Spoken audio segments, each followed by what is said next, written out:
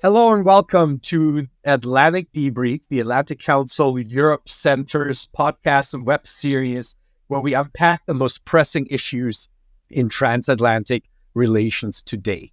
I'm Jörn Fleck. I'm the Senior Director of the Europe Center here at the Atlantic Council, and I look forward to our conversation today. We're focusing on December 14th and 15th of last week, where leaders from the EU's 27 member states met in Brussels for this year's final European Council, the summit of all EU 27 leaders. This EUCO, as it's also called, European Council, was much anticipated and closely followed by Euro watchers, European watchers, and many more.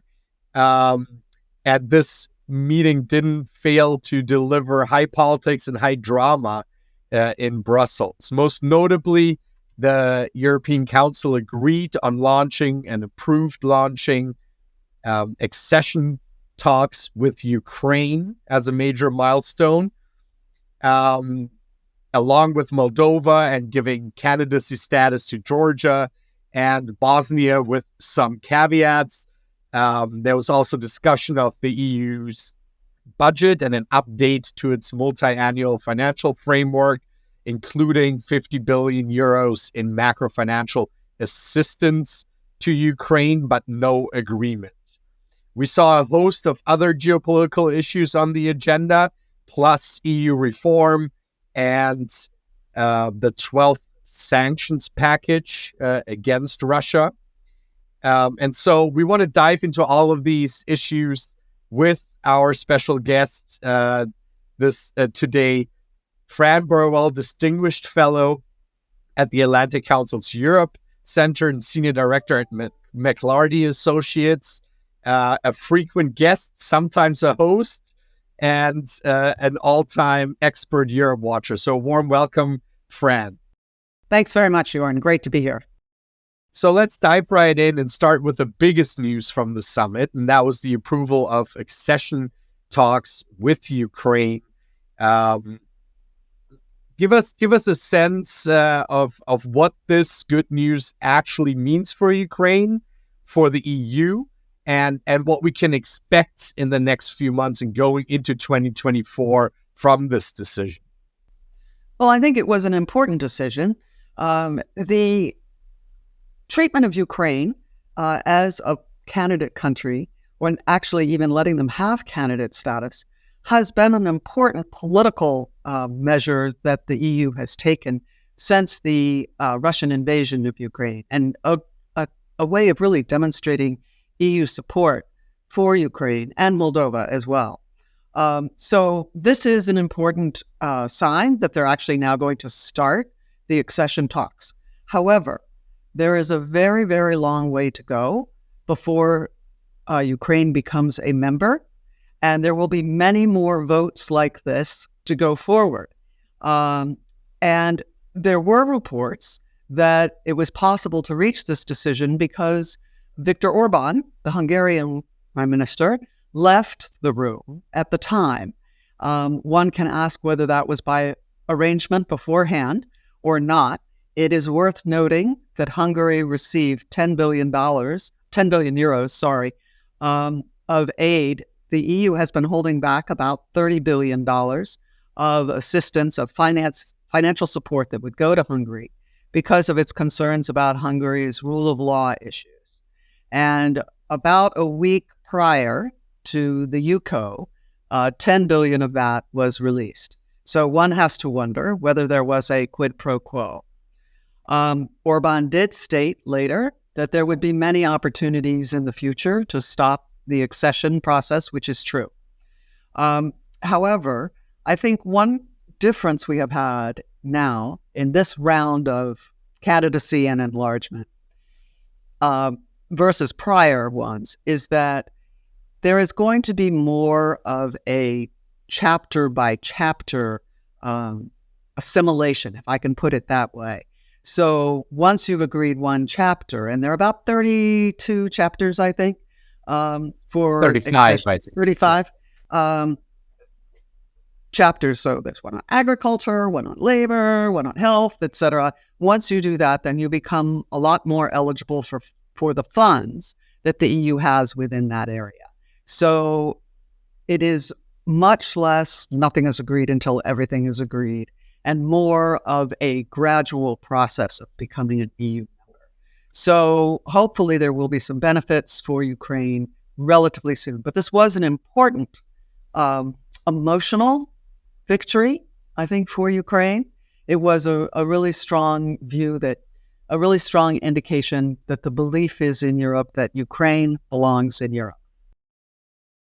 So a big symbolic step forward there, and a much needed time for Ukraine as well, when news on other fronts are less positive, perhaps. You already mentioned the blockade by Viktor Orban, the Hungarian prime minister, on this issue initially, and that was circumvented. We'll come back to that in a moment. But also, there wasn't much progress on practical help for Ukraine, where the European Union was supposed to make, or the EU leaders were supposed to make progress on in agreeing a 50 billion euro macro financial assistance package, much needed to keep the Ukrainian government, first responders, their institutions going while they're under attack from Russia. Their agreement proved too difficult. How much of a loss is that, and can we expect this to come through eventually? So it is a big loss, and particularly I would say it is compounded by the fact that the U.S. Congress has been so, let's say, challenging for President Zelensky over the last month or so. And I think that we're now in a race as to whether President Biden can get U.S. congressional support first, or will the EU provide its support first? I think, though, that if I were making this decision of I can get Hungary to agree to one of these things, accession or money, the one you cannot do outside of the EU's strictures and rules is accession. And you can do major financial packages outside of the EU. There are ways of doing this, and in fact, the EU has done that on several occasions. So I think that this is something that we will see addressed in the next EUCO. There's an emergency EUCO scheduled for sometime in January, and I think this will be top of the line for them. But I think this whole thing demonstrates the problem that the EU has right now with a country like Hungary that is not playing by the EU rulebook, and that is clearly taking a very different approach to a major geopolitical challenge to Europe on its own territory. And I think it is time now for the EU to think about how it is going to address countries like Hungary, where there are serious rule of law issues, and there are serious issues as well, although unproven, about support from a hostile external nation. And we do know, the Parliament did start the Article 7 procedures against Hungary, but the Commission and Council never really picked it up. And we just explained to our viewers just Article 7 in 30 seconds. Okay, Article 7 is the provision for kind of suspending you're not suspending membership, but sanctioning a member if they do not adhere to very basic tenets of being an EU member. And when triggered by the Parliament, you can't sanction them. You have to have an investigation led by the Commission and the Council. The Commission and the Council started that against Poland. I presume that will now go away under the new Tusk government. But that also, it never advanced against Hungary, in part because everyone assumed that it has to be agreed to go forward unanimously, except for the country under investigation. And so everyone assumed that Poland would veto it. But now Hungary is alone, at least for the moment. And so now is the moment to move. Before, there is a Geert Wilders government in the Netherlands, and before Robert Fico in Slovakia is more entrenched. So I think that it is time for the EU to stand up and say, there are things, this is persistent, that we have seen in Hungary. And we do not want to be held up almost having to pay off Hungary for every major decision, because that's what they're going to face in January if they don't start moving in a way that really makes clear what is expected of members. You sort of already anticipated my next question about this peculiar situation where the leaders had to use on the Ukraine accession talks a sort of trick of Viktor Orban stepping out of the room so that there wouldn't be any abstention or veto to the decision to approve accession talks with Ukraine. Does that to you really show the limits of this unanimity principle for the EU as a geopolitical actor? We had this commission under President von der Leyen, really pushing this idea of the EU becoming a much more proactive, coherent, and intentional geopolitical actor. And now there's talk on the multi-annual financial framework and the special fund for Ukraine, that maybe the 26, as you already discussed, the 26 outside of Hungary could come together with a funding mechanism outside of the formal budget of the EU.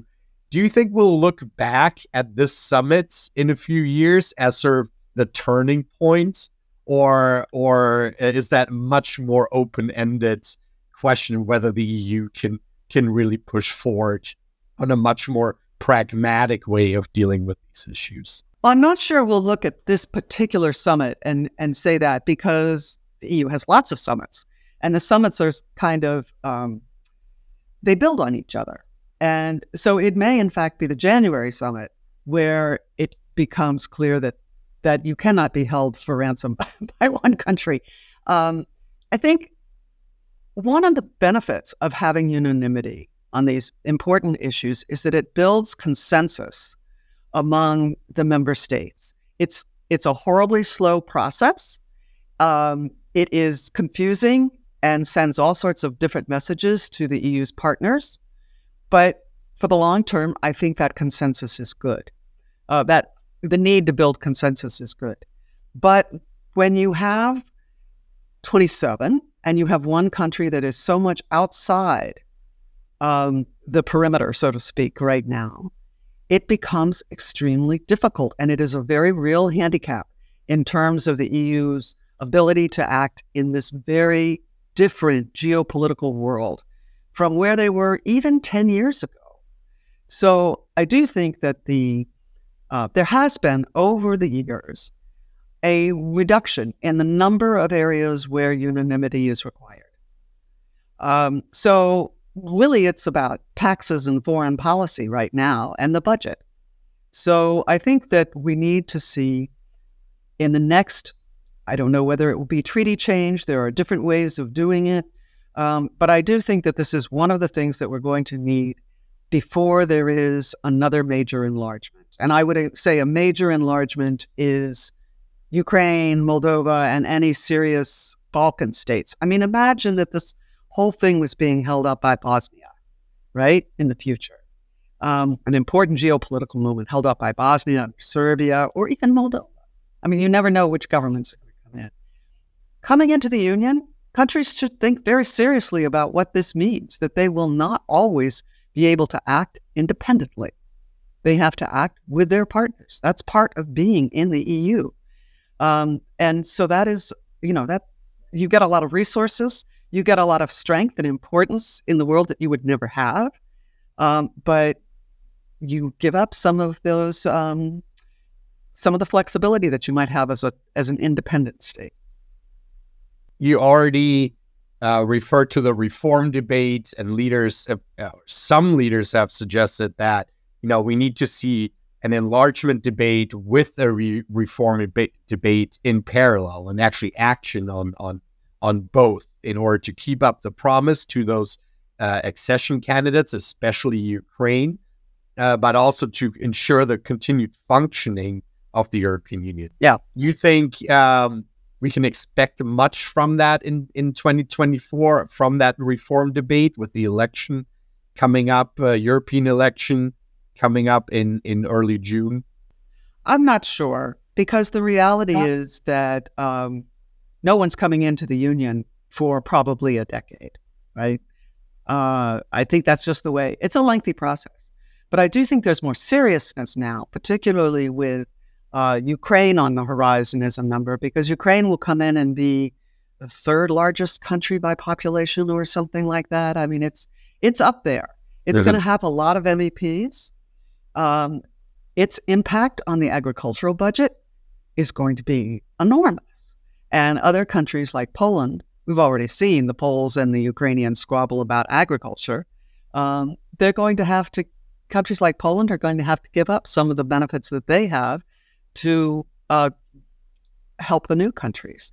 So I'm not someone who thinks that all enlargements require reform. We hear this debate about reform before every enlargement. And then we still have a commissioner for each member state, and it works still. The decision-making normally works.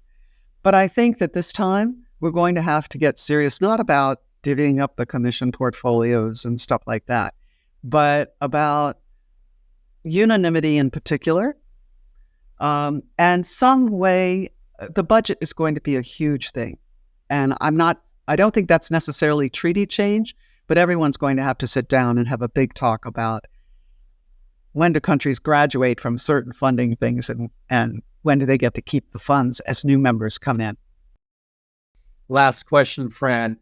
You already mentioned the January summit, the 50 billion euro package for Ukraine, that will be on the agenda. You mentioned the multi-annual financial framework update at mid-year. This is the 7-year budget for the European Union that gets an update, that gets updated at the sort of midway point. What else would you say Euro watchers should be watching for before the elections, the European elections in June? What's on the agenda that still has to get done? Well, I think we have seen an enormous amount of legislation come through, and there will be some tidying up of that. For example, we just had the AI Act, a political agreement reached on that. It still has to go through the formal votes, et cetera, et cetera. And there are a few other pieces of legislation that are still waiting for their final approvals. We have, however, already seen some triage of legislation. So there's some animal welfare legislation and some sustainability legislation that has now been pushed to the next parliament. And I think we're going to increasingly see that over the next few months. This is about what can we actually get done, and while we're starting to campaign. So I think the things I'm really watching for are less on the legislative side and more indicators of what the next commission and parliament are going to be about. The parliament, it's very unpredictable right now how this will come out. Will the far right be more important? Will the grand coalition, will there continue to be a big coalition in the center, or will we see something else? Will Ursula von der Leyen come back as commission president? That will be another big issue. And is the next commission about implementing the many, many, many rules that have been established legislatively this past commission? But more importantly than that, what I'm watching is, can the EU continue to function as a geopolitical actor in the middle of all these elections and the transition to a new commission? Obviously, if von der Leyen comes back, it'll be easier, but it is still, like the United States, Europe will turn inward during its election season, but the world is not going to stop. And we have several things now that are close to Europe, like the Israel-Hamas conflict, where they're not able to play a large role, but it's right there. And migration is a huge issue for them. And if that goes really seriously wrong, that conflict, where are refugees going to go? Europe. And so I think, migration is going to be a huge issue over the next year. But really it's this, can Europe address the geopolitical challenges while also going through its normal electoral and transitional period? Thank you so much, Fran. The world will not stop, as you said, and some big questions for Europe that we at the Atlantic Council's Europe Center and with our Atlantic Debrief series will continue to follow and analyze with you, Fran, with our colleagues across the board here at the Council and with external experts and decision makers. Thank you to our viewers for joining us for this last Atlantic Debrief for 2023. We look forward to continuing this series and hopefully having you join and engage with us in 2024 as well. Thank you, Fran, again, and happy holidays to our viewers. Thank you. Thank you. A pleasure to be here.